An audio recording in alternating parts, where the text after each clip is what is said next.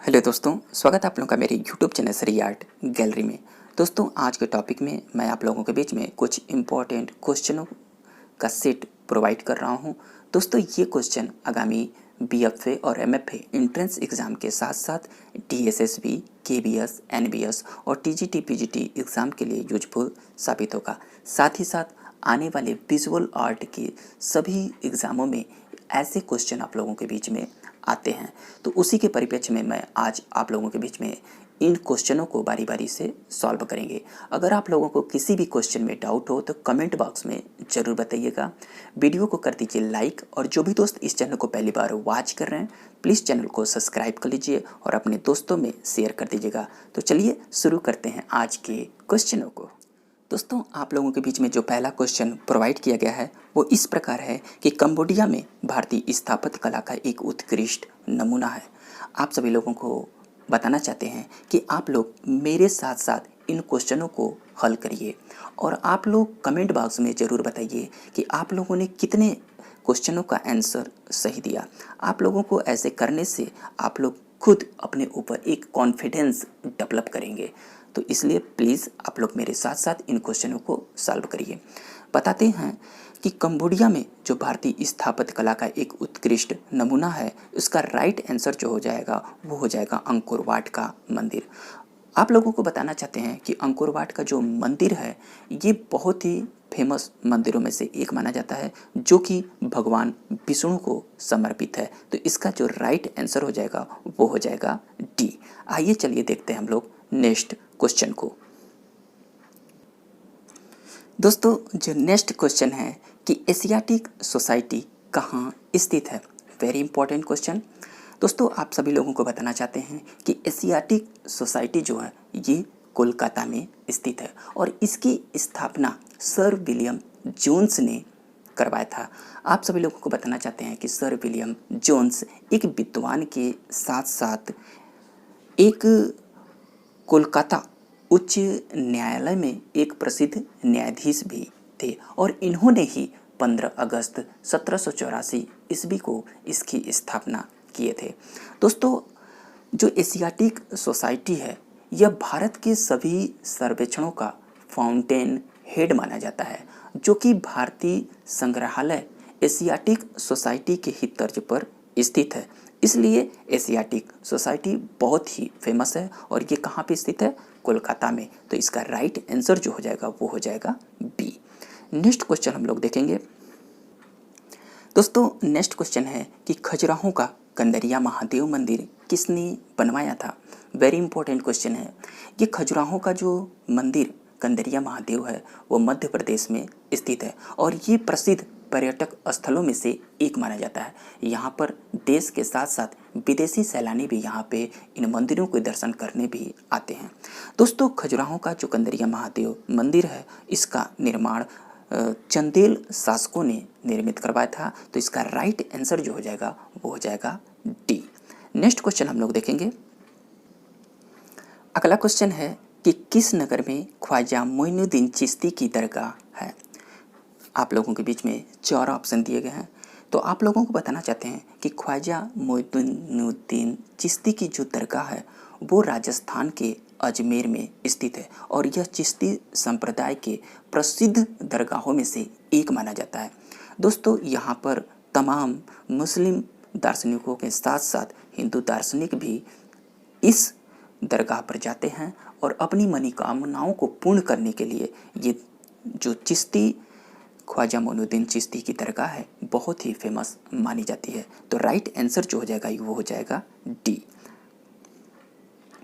Next question है कि गौतम बुद्ध को महापरिनिर्वाण की प्राप्ति कहाँ हुई थी।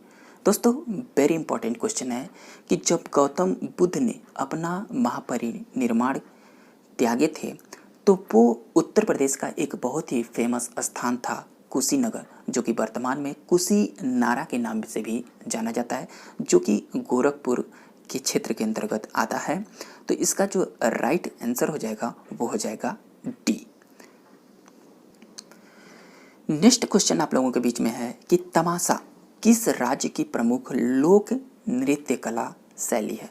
दोस्तों, आप सभी लोगों को बताना चाहते हैं कि जो तमाशा लोक नृत्य कला है वो महाराष्ट्र राज्य की बहुत ही फेमस लोक नृत्य कला है।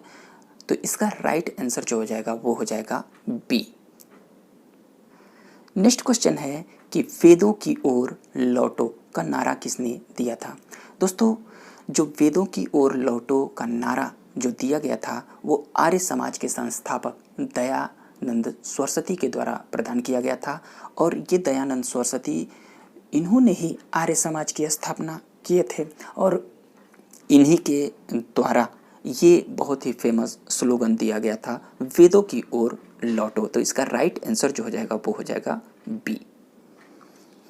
नेक्स्ट क्वेश्चन है कि वसली क्या है। बहुत बार एग्जामों में ये क्वेश्चन पुटअप हुआ है।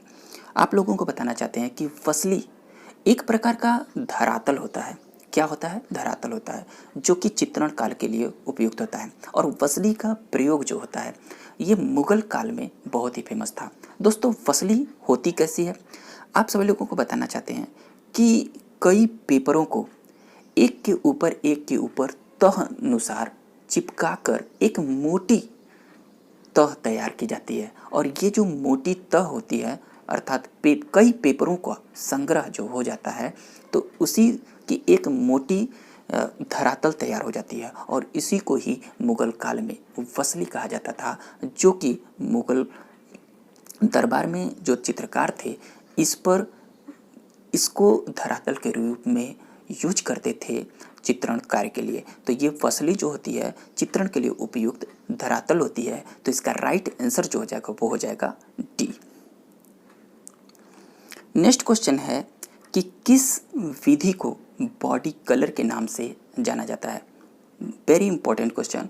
दोस्तों, जो क्वास होती है उसी को ही हम बॉडी कलर के नाम से जानते हैं। तो इसका जो राइट आंसर हो जाएगा वो हो जाएगा बी। नेक्स्ट क्वेश्चन है कि नेफ्थलीन की गोली का प्रयोग किया जाता है।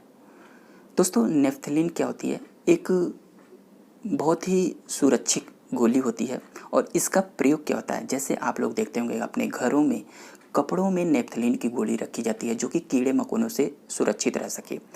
तो नेफ्थलीन की गोली का कलाकार क्या प्रयोग करते हैं कि जो तुलिका अर्थात जो ब्रश होती है, उन ब्रश के बालों को खराब होने से बचाने के लिए नेफ्थलीन की गोली का प्रयोग करते हैं। और जब नेफ्थलीन की गोली का प्रयोग करते हैं तो इससे क्या होते हैं कि तुलिका के बालों में कीड़े नहीं लगते हैं। और जो तुलिका की जो ब्रश होती है, जो तुलिका होती है, वो काफ़ी लंबे समय तक चलती है, जिसमें कीड़े नहीं लगते हैं। तो राइट आंसर हो जाएगा बी, तुलिका के बालों को कीड़ों से सुरक्षा के लिए। तो राइट आंसर हो जाएगा बी। नेक्स्ट क्वेश्चन पे अगर हम लोग बात करें तो क्वेश्चन है कि डीपी राय चौधरी ने निर्माण किया था। दोस्तों, डीपी राय चौधरी भारत के प्रसिद्ध मूर्तिकार माने जाते हैं। आप लोगों को बताना चाहते हैं कि देवी प्रसाद राय चौधरी का जो जन्म होता है वो 1899 ईस्वी में रंगपुर, जो कि वर्तमान में बांग्लादेश में स्थित है, वहाँ पर इनका जन्म होता है।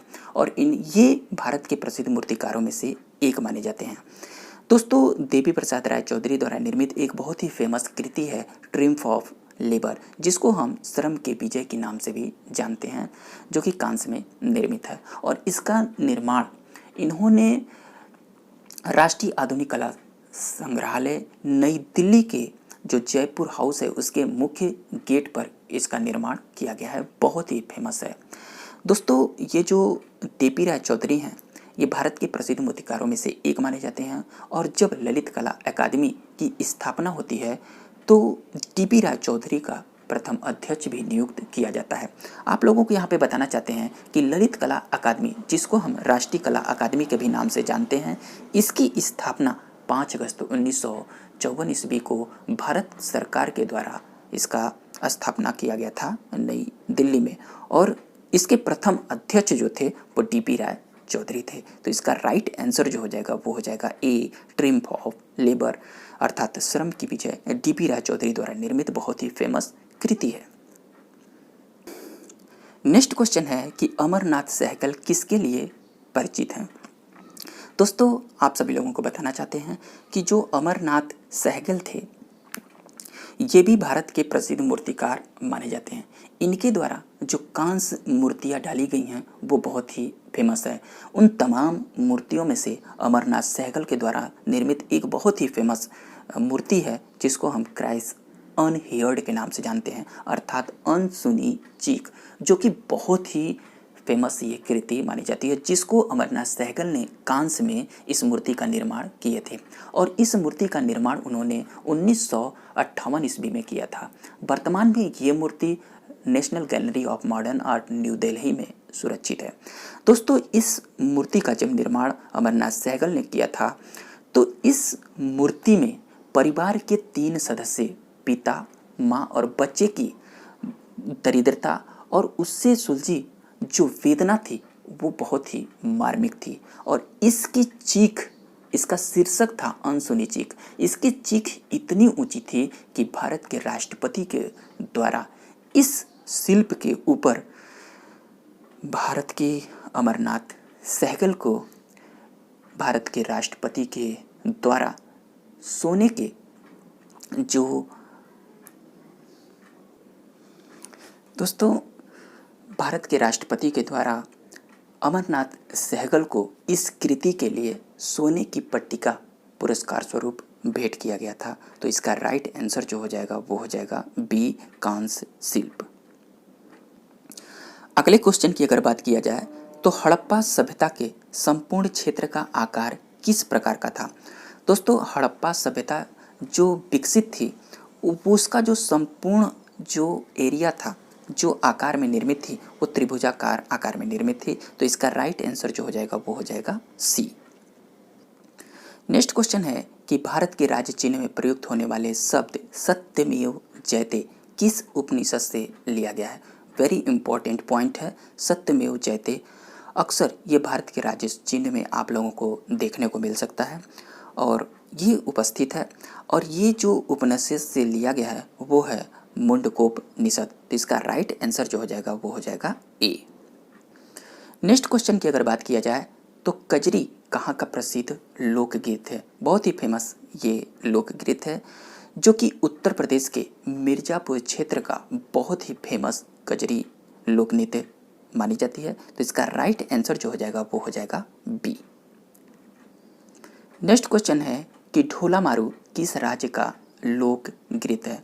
दोस्तों, ढोला मारू राजस्थान का बहुत ही फेमस लोकगीत है जो कि ऊँट के ऊपर एक राजा और रानी को भी प्रदर्शित किया गया है। तो इसका राइट आंसर जो हो जाएगा वो हो जाएगा ए। नेक्स्ट क्वेश्चन है कि शहनाई के शहंशाह कहा जाता है और आप लोगों के बीच में 4 ऑप्शन दिए गए हैं। तो इसमें से जो बेस्ट ऑप्शन होगा वो हो जाएगा डी, बिस्मिल्लाह खां को शहनाई का शहंशाह कहा जाता है। नेक्स्ट क्वेश्चन है कि कुचिपुड़ी कहाँ का लोक नृत्य है। दोस्तों, कुचिपुड़ी जो आंध्र प्रदेश है वहाँ का बहुत ही फेमस लोक नृत्य है। तो इसका राइट आंसर हो जाएगा ए। नेक्स्ट क्वेश्चन है कि उस्ताद जाकिर हुसैन प्रसिद्ध हैं। दोस्तों, उस्ताद जाकिर हुसैन का जो संबंध है वो तबला के लिए बहुत ही फेमस है और तबला वादन के लिए जाकिर हुसैन भारत के प्रसिद्ध तबला वादकों में से एक माने जाते हैं। तो इसका राइट आंसर जो हो जाएगा वो हो जाएगा ए। दोस्तों, अगला क्वेश्चन है कि आनंदोत्सव की रात यह किसकी महत्वपूर्ण कृति है और आप लोगों के बीच में 4 ऑप्शन दिए गए हैं और आप लोगों से अपेक्षा करते हैं कि इस ऑप्शन का जवाब आप लोग कमेंट बॉक्स में ज़रूर भेजें।